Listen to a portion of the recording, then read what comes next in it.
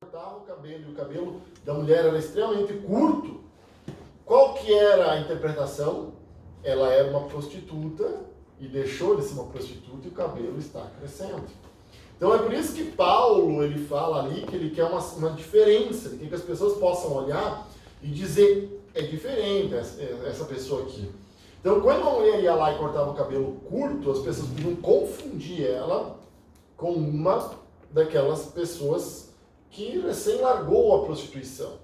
Então Paulo, querendo evitar isso, ele diz então a mulher use o cabelo crescido, comprido. Se for cortar, então raspe de uma vez, né, para ficar igual aquelas lá. E se por acaso ela viesse converter e tal ali, que o cabelo está curto, vier crescer, então você usa o véu. Entendeu? Então assim, olha como é interessante, porque é sempre bom a gente lembrar, a gente fala isso, repete, mas é interessante a gente lembrar isso, de que a Bíblia não foi escrita para os nossos dias. Paulo estava analisando uma cultura da época. Então, quando nós for olhar para Éfeso, né, a carta de Paulo aos Efésios, você vai ver que Paulo fala muito da questão da paternidade. Porque daí também tinha a ver com algo que era pregado na época lá, na questão de até mesmo oferecer os filhos em sacrifício para a deusa Diana, de Efésios, lá, da cidade de Éfeso, né? Então isso a gente aprende o que? Na questão da cultura, né? Do dia a dia ali e como era o dia a dia deles, né? Então é mais ou menos isso que o nosso livro vai tratar. Ele é curto, ele é breve, ele fala sobre a Grécia, um pouco hoje, e depois ele fala sobre Roma, né? Roma, que é bem mais falado aí no Novo Testamento, né? E esse é o fim do livro. Eu acredito que no Sociologia 2, ele deve falar mais sobre as instituições presentes no Novo Testamento. Quem sabe vai falar de Israel mesmo, ali, fariseus, saduceus, sinédrios, instituições mais presentes ali no Novo Testamento. Viu aí se fui eu que dei aula? Não tenho aqui, era ainda era outra ficha aí.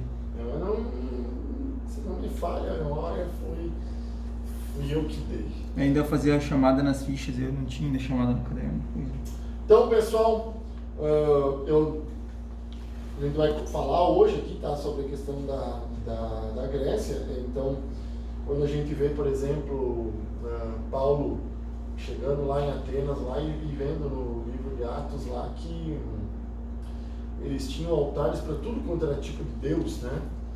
E eles tinham um altar ao Deus desconhecido, né?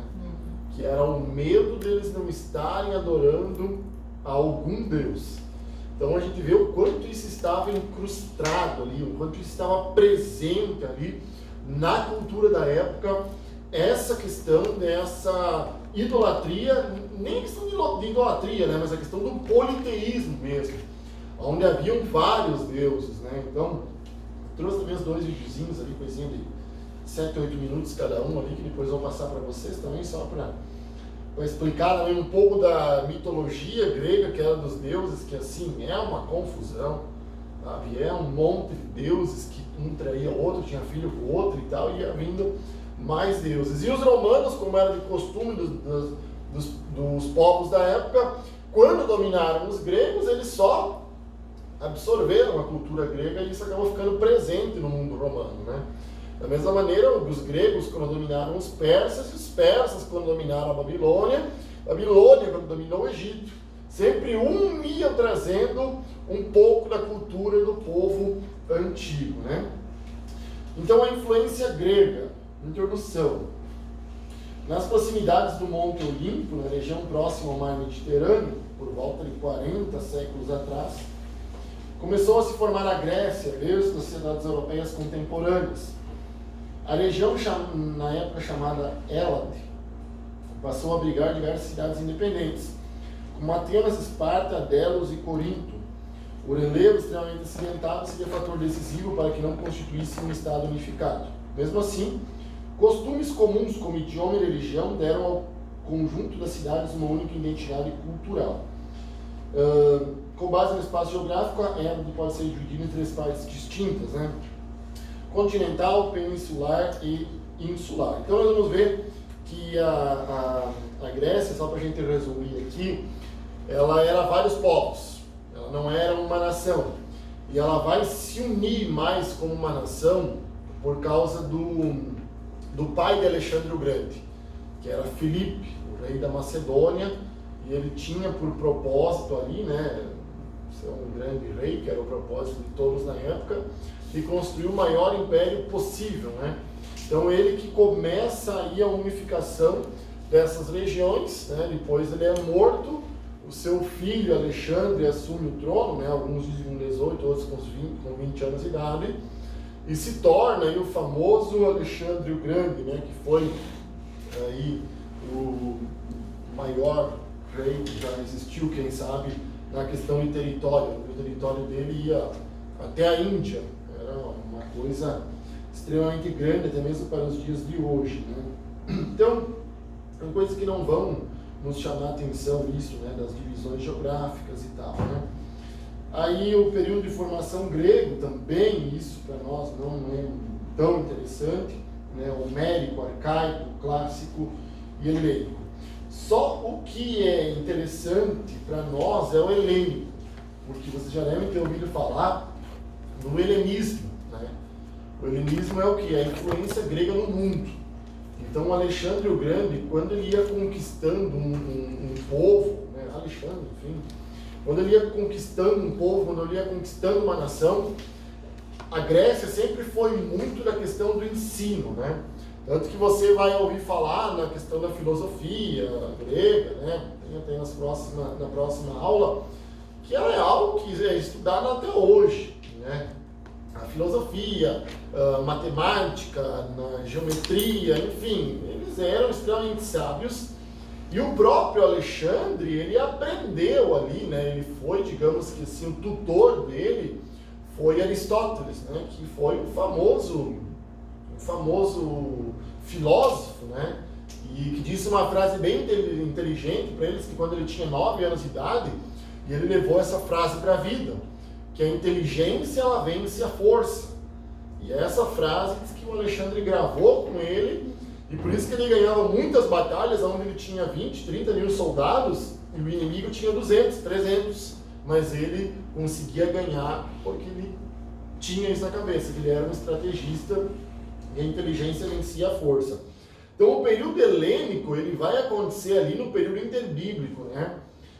Alguém de vocês lembra como que termina o Antigo Testamento, quem que dominava o mundo ali e tal, como é que estava a situação? Ou era a nação que governava o mundo na época? Será que foi o Império Babilônico? Não. Foi os persas. É falado bem pouco dos persas, mas é falado em Esther, é falado em Esdras. Lembram lá de Daniel, né? Quando tem a festa lá do rei Beltesazar, né? Daí a mão aparece escrevendo na parede, né? Nenê, Tekel, Parcinho, chama o Daniel consegue interpretar o que está escrito lá, né? O teu reino fosse pesado na balança e fosse tirado de ti. Então a partir dali, dizem aí alguns estudiosos que naquela mesma noite, né?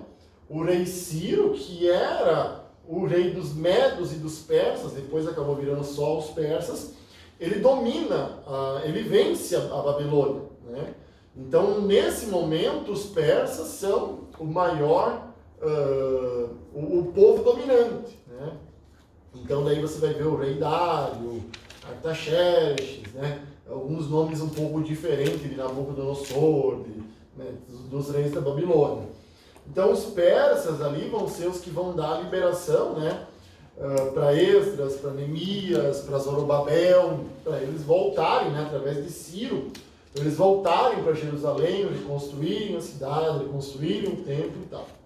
Então, o Antigo Testamento termina aqui. E durante o período interbíblico ali, que vai ali aproximadamente 400 anos, né?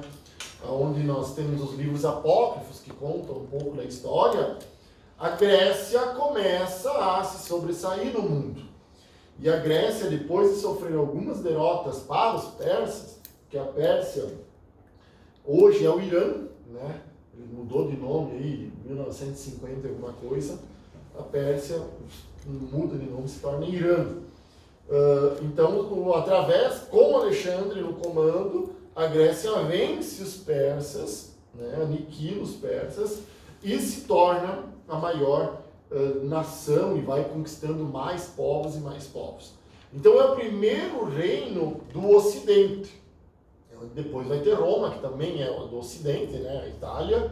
E antes os reinos eram sempre localizados mais ao Oriente.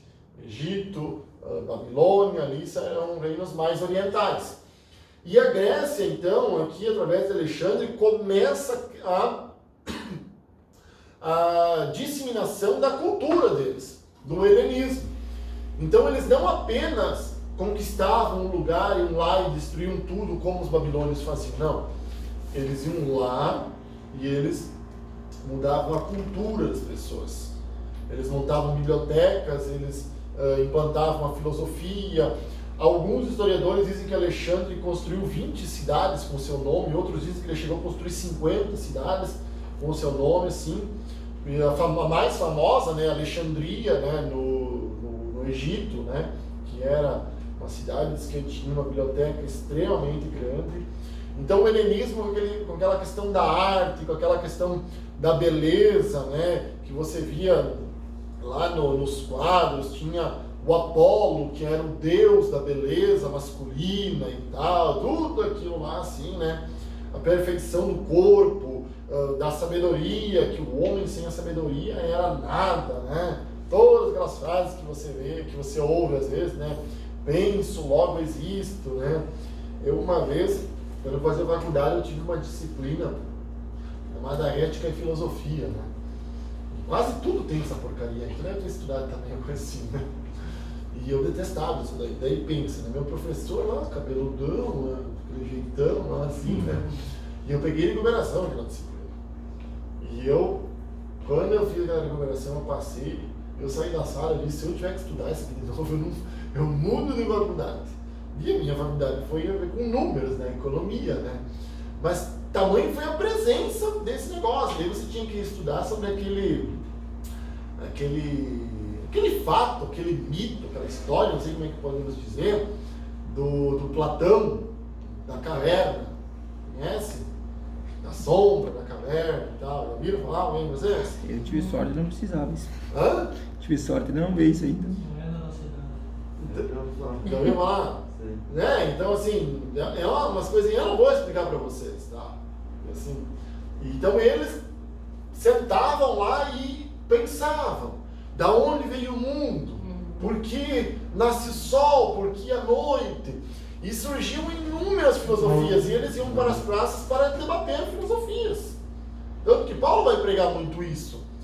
Paulo vai falar para Timóteo, Paulo vai falar para algumas igrejas, de você discutir filosofias vãs. Sabe? E às vezes a gente vê que as igrejas discutem bobagens, né? Discutem coisas que assim, como é que vai ser isso, como é que vai ser aquilo, quem está certo, quem está errado, não sabemos, sabe? Fica debatendo coisas assim que não tem muito a ver, são coisas vãs. E os gregos tinham isso. E teve o lado bom da história, que foi o quê? Que todo mundo da época foi aprendendo grego. A língua mundial, como hoje falam que é o inglês, né? Mas mesmo assim, ainda não é como era na época, né? Porque hoje você tem o Google, né? Coloca ali no Google ali, e o Google traduz para você e tal, mas na época assim, para você fazer negócio, para você estudar, para você aprender qualquer coisa, você tinha que saber o grego. Então isso foi se disseminando, a religião deles foi se disseminando, a filosofia deles foi se disseminando, tamanho que eles não só conquistaram o território, mas eles colocaram a cultura deles ali. E é interessante que eu gosto de história, sabe? Eu sempre disse que um dia, se eu tivesse, sabe quando eu me aposentar, eu quero fazer uma faculdade de história, só por curiosidade, assim. Porque a América do Sul, para você ter uma ideia, ela foi colonizada pelos católicos, né? E o católico, ele sempre teve na cabeça dele, lá, né, vamos falar da Idade Média, Idade das Trevas e tal, que o trabalhar em si, o ter lucro, era pecado. Era pecado isso. Então, daí vieram os protestantes com Lutero, com Calvino, e os protestantes eram capitalistas. Não, você tem que trabalhar, cara. Você quer comprar, você quer viver, você tem que trabalhar. E a Igreja Católica não queria negócio, sabe? Os padres podres de rico, as pessoas passando fome lá e tal. Mas quanto mais você fosse pobre, mais você fosse coitadinho, mais perto de Deus você estava. Daí surge, né, os monastérios, tem as ordens dos monges, né, dos franciscanos, daí vem lá do São Francisco, né, que eram pessoas que lá deixavam tudo para se aproximar de Deus através da pobreza. Aí vem os protestantes e dizem, não tem nada a ver, para você se aproximar de Deus não quer dizer nada. O que a Bíblia proíbe é o amor, é a obsessão, é a ganância. Mas você trabalhar, você exercer uma profissão, você ter, não é problema isso, né? Aí nós vemos que aqui na América do Sul, a colonização ela foi de quem? Portugal e Espanha, né? Que eram predominantes católicos. A América do Norte, ela foi colonizada pela Inglaterra, principalmente. A Inglaterra era protestante, a ponto de, na época, muitos puritanos, né, que eram pessoas extremamente puras, como o nome já diz, né, tem um nome debochado, puras ao extremo, elas saem da Inglaterra, elas saem dessas regiões lá, e elas vêm colonizar os Estados Unidos, elas vêm colonizar ali o Canadá, aquela região ali. Então a gente vê que começam a surgir as primeiras universidades lá nos Estados Unidos, né? Harvard, famosa, que foi feita até por judeus, né? Eram judeus. As primeiras universidades que surgiram nos Estados Unidos eram universidades de teologia, a própria Harvard era teologia. Porque eram formadas isso aí para se ensinar a Bíblia. E eles diziam que a ignorância e o analfabetismo era coisa do diabo. Porque todo mundo tinha que aprender a ler para quê? Para poder ler a Bíblia. E enquanto aqui, na América do Sul, a colonização portuguesa dizia o quê? O que os padres diziam? O que a Igreja Católica dizia? Ninguém é para ler a Bíblia. A Bíblia é só em latim. Você não tem que ler nada. Entendeu? Então, assim, demorou muito mais para você se desenvolver. Demorou muito mais para você criar uma universidade.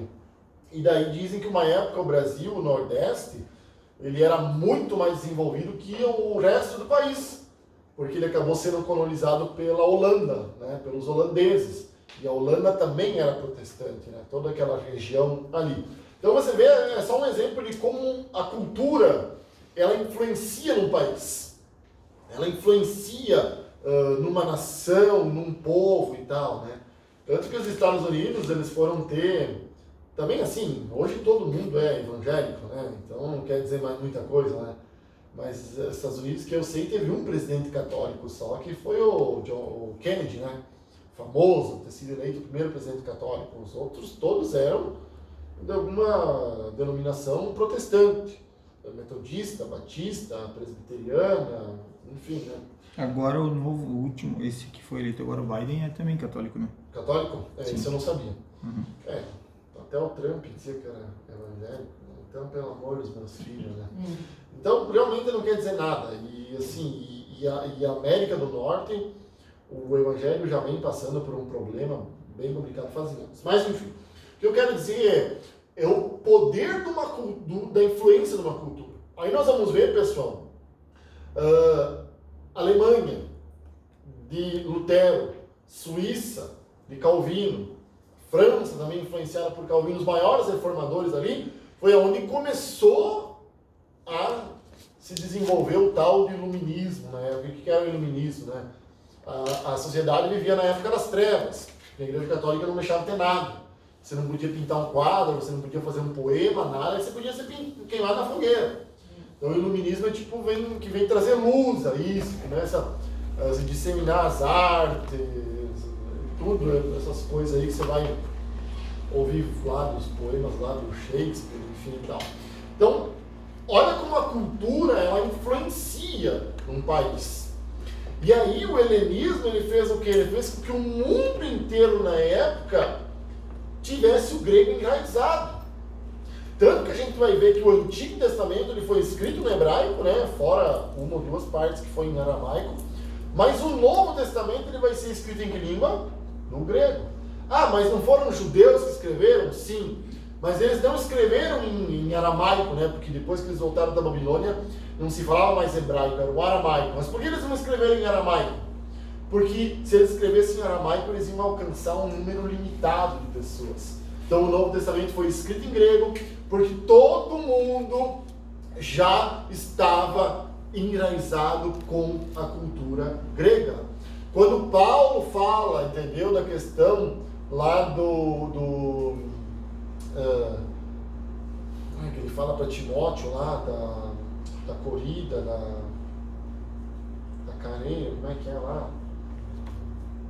Enfim, quem sabe depois eu me lembro. Estádio.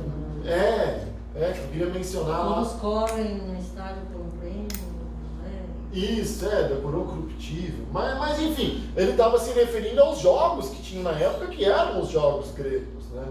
Então, mesmo quando os romanos dominaram a Grécia, conquistaram ali os gregos após a morte de Alexandre, né? Que daí o reino era tão grande que não ficou só um líder, eles tiveram que dividir em 4 partes. Então, mesmo assim, ainda havia a cultura grega ali enraizada em Roma, né? Tanto que quando Jesus morreu, foi colocado lá, né? Jesus Cristo, Filho de Deus, lá, qual que era o crime? Era colocado o crime, né? Jesus Cristo lá, Filho de Deus. Rei dos judeus, ele dizia Filho de Deus, Rei dos judeus. E estava escrito em 3 línguas: grego, o latim e o aramaico. As 3 línguas da época. O latim por causa dos romanos, mas não pegou tanto assim como foi o grego. A gente vai ver que os romanos eles eram muito bons na questão da organização como sociedade, né? O direito teve várias características dos romanos, a política herdou muito do Império Romano, eles foram muito bons para as estradas e tal. Mas, nesse período então que é o interbíblico, que você vê essa história do helenismo e tal, isso facilitou a propagação do Evangelho. Sabe por quê? Quando Paulo tinha que ir para Roma pregar, Paulo podia falar grego. Quando Paulo queria ir lá para Tarsis pregar, Paulo podia falar grego. Quando Paulo queria ir para Éfeso pregar, ele podia falar grego. Quando Paulo queria ir para Jerusalém pregar, ele podia falar grego. Entendeu? Então, assim, o helenismo se disseminou de uma maneira, a cultura grega, que o mundo inteiro falava essa língua, o mundo inteiro girava em torno ali dessa cultura helênica, tá? Então isso vai até aproximadamente o 1º século antes de Cristo, né? O ano 100 antes de Cristo, né? Quando a gente começa o Novo Testamento, já está no período romano, mas mesmo assim o grego continua sendo a língua principal, né? Página 11, então, o período helênico. Bom, pessoal, como eu falei, então, né, o pai de Alexandre o Grande era Filipe, o Filipe II, né, Filipe da Macedônia. Então, ele era um rei, assim, vitorioso, né, conquistador já, mas ele morreu, foi assassinado. Dizem que ele foi assassinado por um servo dele, um funcionário dele, né? E o alvo principal dele na época já era, né, conquistar a Pérsia, mas ele não conseguiu fazer isso, né? O seu filho, então, Alexandre, né, que daí vem a ser aí conhecido Alexandre o Grande, alguns dizem que ele assumiu o trono com 18 anos de idade. Aí outros já vão dizer que foi com 20, com 18 ele participou da primeira batalha dele. Mas o certo é que o que a história conta é que ele nunca perdeu uma batalha. Que ele ganhava as guerras sempre com um número menor de soldados, mas ele sabia o momento de atacar, ele sabia a maneira de atacar, e dizem que a característica do exército grego era atacar rapidamente, sabe, de surpresa. Sei lá, quando estavam descansando lá, os soldados, que ninguém imaginava que ia ter guerra de madrugada, eles atacavam. Então, assim ele foi conquistando mais povos e mais nações e mais povos, né? A ponto de ele ser aí o chamado Alexandre o Grande.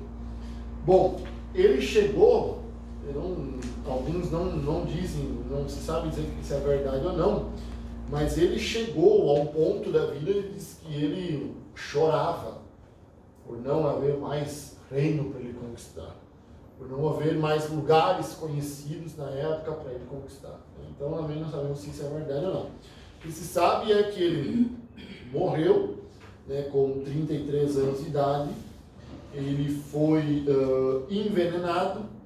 O que ninguém sabe também a questão de envenenamento, quem foi e tal, né? Mas ele quando dominou os gregos, diz que ele meio que trouxe muita coisa dos persas. Quando ele dominou os persas, ele trouxe muita coisa dos persas. Então ele gostava da religião persa, ele colocou pessoas em cargos importantes no reino grego, né, na Grécia, que eram dos persas e tal. E algumas pessoas não gostavam disso, né, dessa familiaridade, dessa amizade que ele tinha com os persas, né? E então alguém supostamente envenenou Alexandre, né, a ponto então de ele vir a morrer bem cedo, com 33 anos de idade, né? E ele, assim, pela questão do reino dele, da Grécia ser muito grande, então ele foi dividido, né? Ele foi dividido em 4 pequenos reinos, 4 reinos menores, tá? Então essa, assim, resumidamente, né, é a história um pouco assim do povo grego, né? A história da Grécia antiga, né? Então, como a gente veio falando aqui na página 13, fala da helenização, né, do Novo Testamento. Então, o Novo Testamento refere-se a alguns cristãos como helenistas. Encontramos influência helenista nas cartas de Paulo. Parece que Paulo assimilou considerável soma de sabedoria grega enquanto viveu em Tarso, pois foi capaz de expressar o evangelho em termos que a mente grega pudesse entender prontamente. Por intermédio de suas epístolas, Paulo procura articular as profundezas de Deus. Com frequência, ele usou conceitos filosóficos gregos para esse fim, né? Pra você ter uma ideia, né, assim, a questão grega ali da cultura, ela está tão presente, né, que a gente encontra em João também, né? Quando João vai falar que Jesus é o Verbo, né? O Verbo encarnado de Deus, né? No termo grego ali é o Logos, né? O Logos de Deus. E o Logos, para os filósofos, era o princípio de tudo, era a origem de tudo. A palavra Logos, se for traduzir literalmente, significa sabedoria, palavra, né? Mas para os gregos era o princípio, a origem. Então, quando eles olhavam lá, eles começavam a meditar, né? O sol nasce, o sol se põe, a lua vem, tal, chove, dá sol, neva, não sei o quê. Eles dizem, tem que ter alguém por trás que está conduzindo tudo isso daí. Tem que ter alguém por trás que está no comando de tudo isso daí. Né? E daí surgiu que eles não sabiam definir quem era que estava por trás disso daí. Então, alguns diziam que a origem de tudo foi a água. Alguns diziam que a origem de tudo foi o fogo, que o princípio lá, quando iniciou, que o Logos era o fogo, o outro que o Logos era a água, o outro que o Logos era a terra, o outro que o Logos era o caos. Aí vem João e diz que o Logos é Jesus. Então, aquele Logos que os filósofos procuram tanto, que os filósofos debatem tanto, João começa a sua carta explicando que no princípio era o Verbo. Então quer dizer, o Logos estava no princípio, e ele estava com Deus, e ele era Deus. Quer dizer, o princípio, o Logos que vocês procuram, é esse carpinteiro aí, é esse Jesus aí que eu quero escrever aqui esse livro para vocês. Então veja como a cultura grega estava presente, não só na mente de Paulo, não só na mente ali dos mais estudiosos, mas também dos apóstolos. A cultura estava tão presente, que nós temos um homem na Bíblia, conhecido por ser um pregador eloquente, chamado de Apolo. Apolo era o deus grego, literalmente o deus grego, o deus da beleza masculina, esse era o Apolo, também adorado lá Apolo meio que era adorado pela igreja de Corinto, porque havia briguinha lá, só de Paulo, só de Pedro, só de Jesus, enfim, mas também tinha um templo de Apolo na cidade de Corinto. Então quer dizer, a família de Apolo era uma família extremamente grega, extremamente helênica, a ponto de colocar o nome de um deus para o seu filho, Então a gente vai ver também no Novo Testamento o Jason, Jason, sei lá como é que vai pronunciar ali parece Jason, que está com J. Também é um nome da cultura grega, de um deus, semideus, enfim. Então, sim, estava muito disseminado mesmo ali no povo, no meio do povo, Tanto que quando os romanos conquistam, eles dizem, por que a gente vai mexer em tudo isso aí?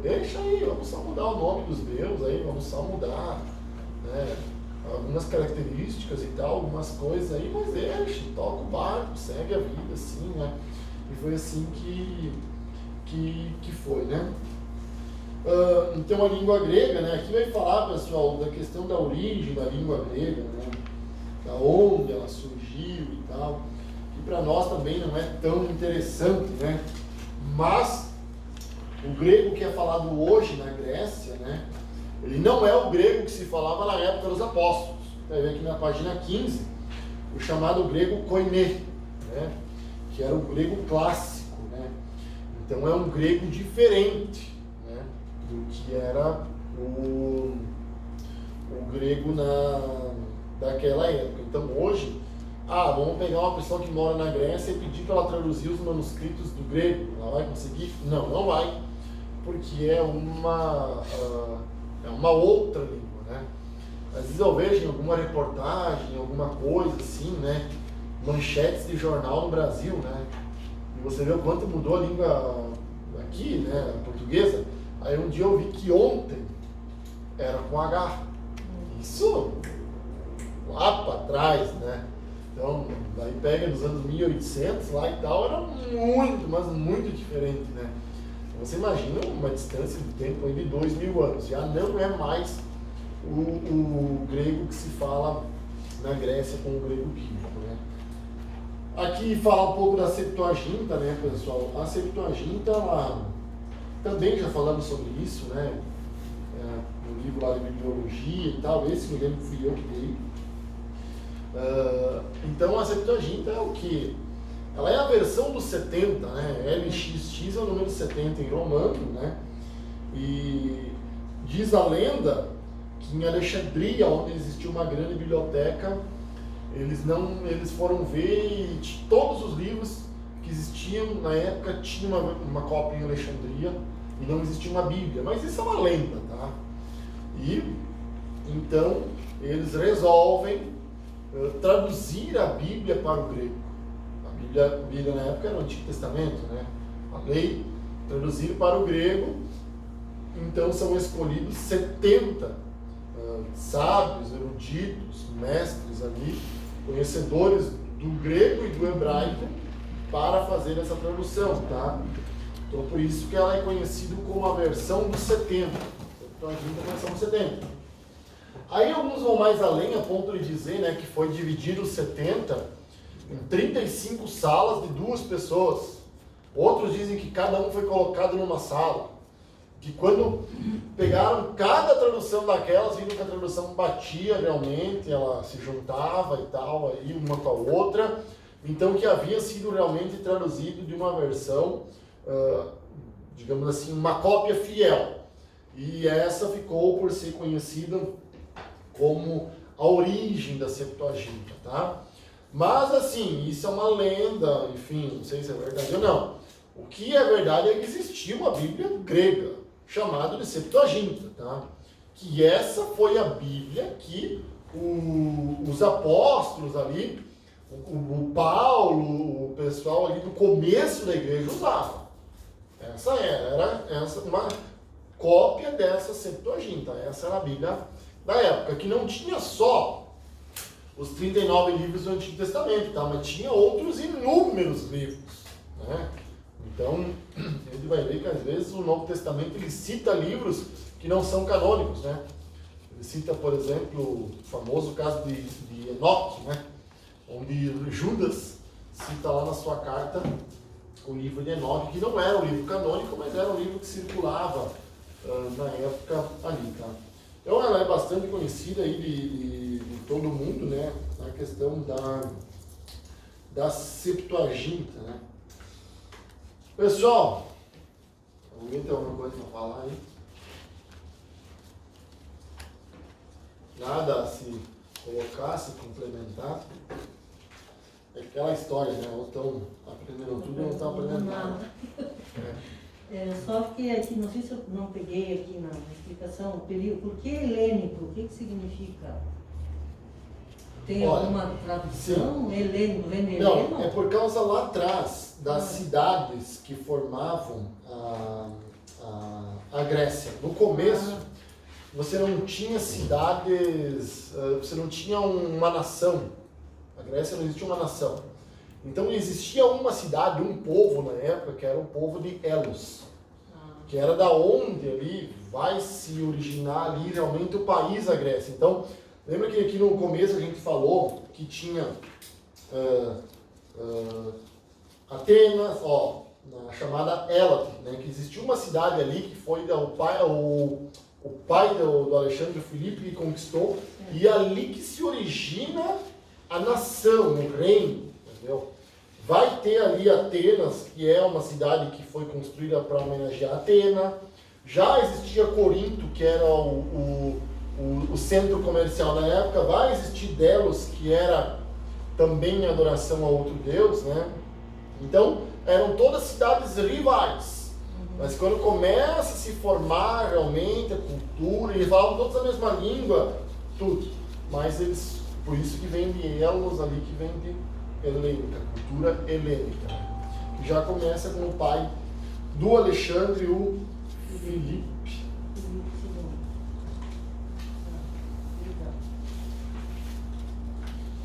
Pessoal, então a religião grega, qual que é o maior deus do panteão grego? Zeus, né? A gente acha que era Zeus, também achava. Não é? Não é. Não, na verdade o Zeus é o famoso, né? Quando tu assistiu o Hércules lá, era o Zeus que mandava os raios para baixo, né? O Deus dos deuses. Hoje, eu não sei se vocês ouvem falar muito desse negócio. Hoje está muito na moda essa questão de xamanismo, essa questão aí de vamos abraçar as árvores, vamos, né? E ele fala muito de Gaia. Não sei se vocês já ouviram falar. Já ouviram? Gaia?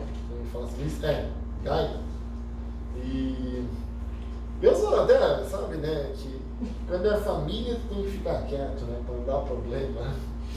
Eu sempre tenho um grupo da família, né, da parte dos pais, da família dos pais, do pai e família da mãe.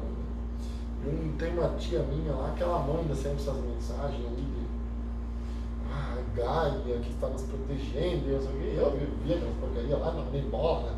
E Aí eu fui aprender que Gaia já era uma deusa antes dos Zeus, né? Eu vou passar um videozinho para vocês que vai explicar. Eu sempre, alguma coisa que eu quero que vocês gravam um pouco mais, porque senão só ficar me ouvindo assim, sei que vocês não vão gravar. Mas teve vários deuses antes de Zeus, né? Até que depois vem aparecer Zeus aí, e vem vindo, é uma filharada de Deus, é assim, ó, é uma coisa séria. Eram os titãs, né, professor? Tinha os titãs, que eram 12, isso tudo eu aprendi estudando para aula.